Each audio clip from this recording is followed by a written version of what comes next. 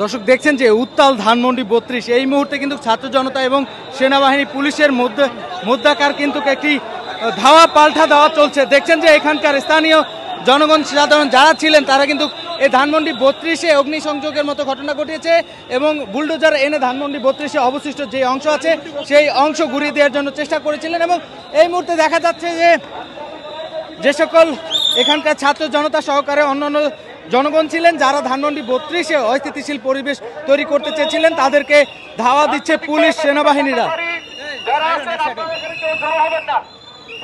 দর্শক দেখছেন যে আসলে মাইকিং করে কিন্তু এই জনসাধারণ এবং অন্য ছাত্র শিক্ষার্থীদেরকে এখান থেকে সরিয়ে দিচ্ছে পুলিশ।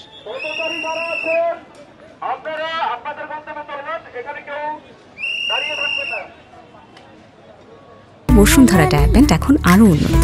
এই hot air through top sheet দ্রুত শোষণ করে সোনামণিকে দেয় কোমল অনুভূতি।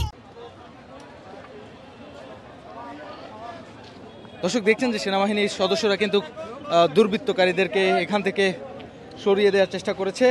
এই মুহূর্তে অবস্থান করছি ধানমন্ডি 32-এ যেই সড়কটি আছে সেই সড়কে কিন্তু দেখা যাচ্ছে যে ইট পাটকেল এবং লাঠি পড়ে আছে এই ধানমন্ডি 32-এর সামনেই কিন্তু সাধারণ শিক্ষার্থী যারা ছিলেন যে ধানমন্ডি 32 ঘুরিয়ে দেওয়ার জন্য যে বুলডোজার নিয়ে আসছে তারা কিন্তু এক পর্যায়ে পুলিশের সাথে ধস্তাধস্তি করেছিল। বুলডোজারটি নিয়ে ধানমন্ডি 32-এর যেই অবশিষ্ট অংশ আছে বাসার যে অবশিষ্ট অংশ আছে সেই অবশিষ্ট অংশটি ভেঙে দেওয়ার চেষ্টা করেছে। পুলিশ সেনাবাহিনী বাধা দেওয়ার কারণে কিন্তু তাদের উপরে ইটপাটকেল নিক্ষেপ করে এবং রাস্তা থেকে এইরকম বাঁশ খুলে কিন্তু পুলিশের গায়ে মারে, সেনাবাহিনীর গায়ে মারে।